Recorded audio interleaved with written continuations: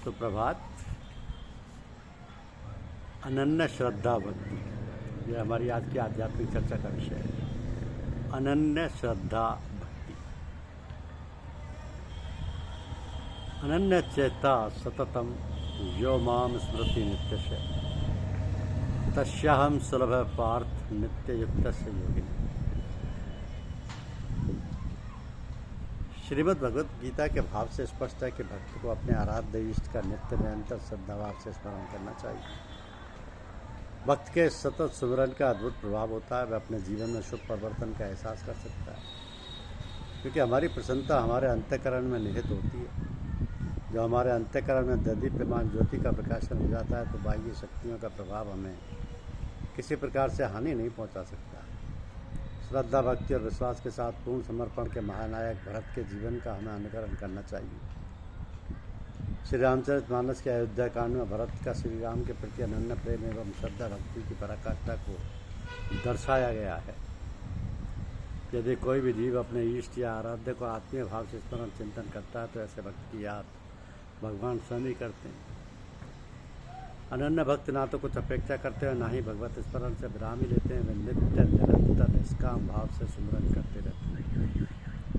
उनका सारा ऐश्वर्य वैभव अपने भगवान के श्री चरणों में समाया हुआ है, कुछ भी द्वैत नहीं है।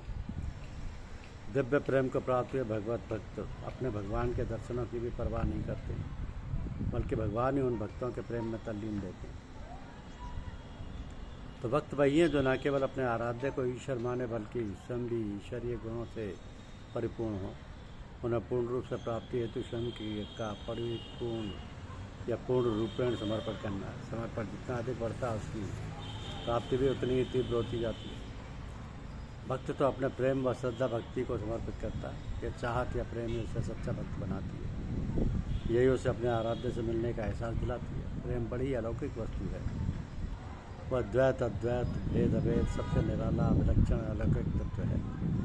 प्रेम और आनंद वस्तुतः एक ही वस्तु है। प्रेम होने पर ही आनंद होता है, और जहाँ आनंद होता है वहीं प्रेम होता है। अतः भरत की अनन्य भक्ति की श्रेष्ठता को देखते हुए अनुभव गम्य है कि यह बड़ी बात भरत का ही नहीं, सुमृत जिनहि राम मन माई।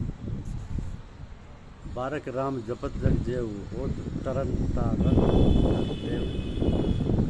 भरत सरिस को राम सने ही जग जप राम राम जप जेऊ। जिस समय अयोध्या में श्री भरत ने यह आंतरिक वेदना प्रकट की कि श्री राम जी के चरणों के दर्शन किए बिना मेरे हृदय की तपन नहीं जाएगी, मेरे हृदय की बात कौन जान सकता है।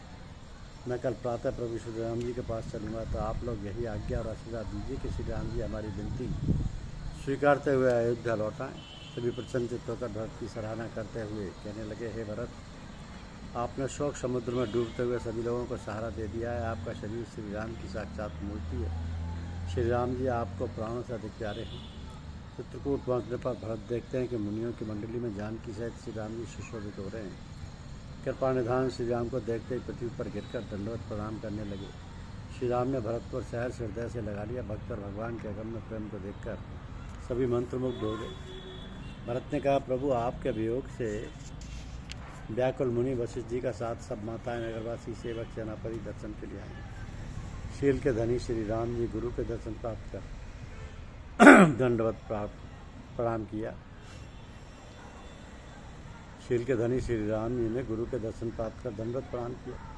मुनि वशिष्ठ जी ने हृदय से लगा लिया। पुनः जो जिस भाव से मिलने का अभिलाषी था, उसको उसी भाव से संतुष्ट किया। मुनि वशिष्ठ जी उचित समय पर विचार कर श्री राम से बोले कि हे राम, भरत की विनती को आदरपूर्वक सुनिए, क्योंकि भरत का प्रेम सर्वोत्कृष्ट है, जिसमें चारों मतों का समावेश होगा। भरत विनय सादर सनी करे विचार बहोर, करब साधुमत लोकमत निरपनय निगम निचोर। इस प्रकार के कथन पर श्री राम ने उत्तर दिया कि भरत के स्नेह ने मुझे विचारहीन कर दिया है। मेरी बुद्धि भरत की श्रद्धा भक्ति के वशीभूत हो गई है।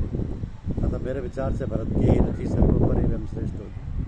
गुरुदेव वशिष्ठ जी की आज्ञा प्राप्त कर भरत ने कृपा सिंधु भगवान से श्री राम जी से विनय की कि सानुज पठाई मोह बिन कीजिए सबई सनात। पहली विनती भरत की हुई कि आप मुझे अनुज सहित वन में भेजकर सबको सनात कीजिए, अर्थात राजगद्दी पर आसन होगी। साधु मत कि नत्रु फेरई बंधु दो नात चलो मैं साथ। दूसरी विनय भरत ये कहते हैं कि दोनों छोटे भाइयों को गृह प्रस्थान दिया जाए, मैं इन दोनों से ज्येष्ठ हूँ, मुझको साथ ले चलिए।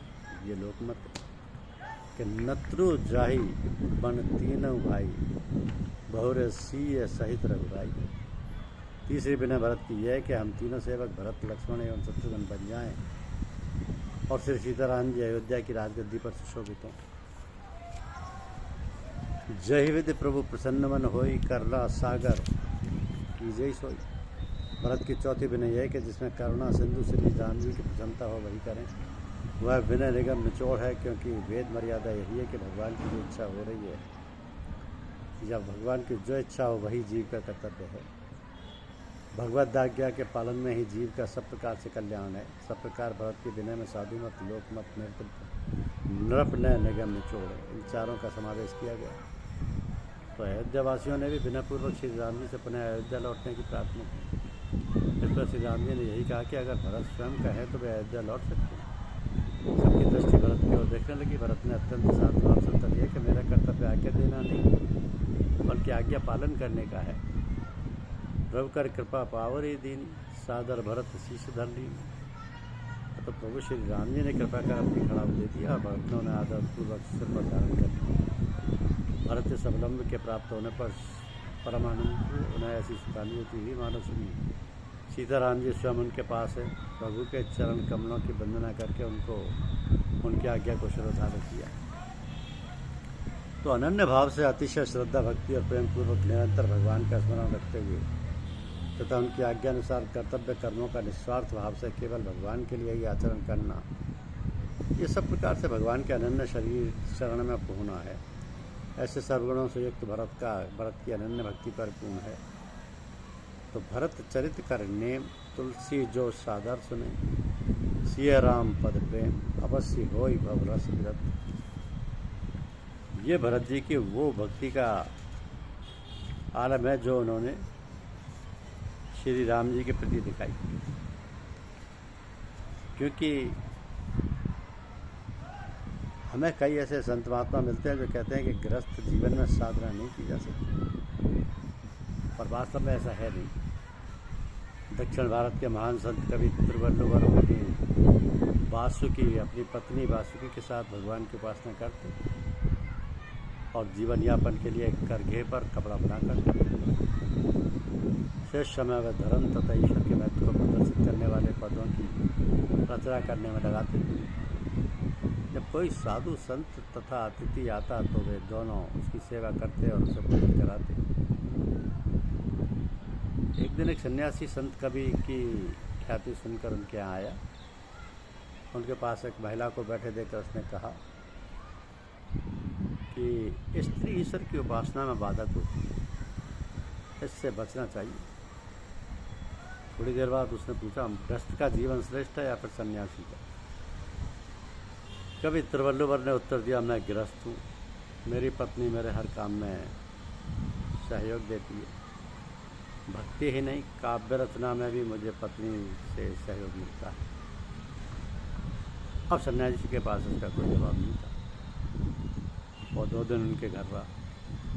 वासुकी ने पूजा के बाद उन्हें भोजन कराया। पति काव्य रचना करते रहे, पत्नी उन्हें पंखा जलती रही। वासुकी की कर्तव्य परायणता देखकर सन्यासी ने गदगद होकर कहा, आप जैसे आदर्श पति पत्नी के सत्संग ने मेरा भ्रम दूर कर दिया है। मैं दावे के साथ कह सकता हूँ कि अगर पत्नी वासुकी जैसी हो तो फिर गृहस्थ जीवन ही श्रेष्ठ है। धन्यवाद।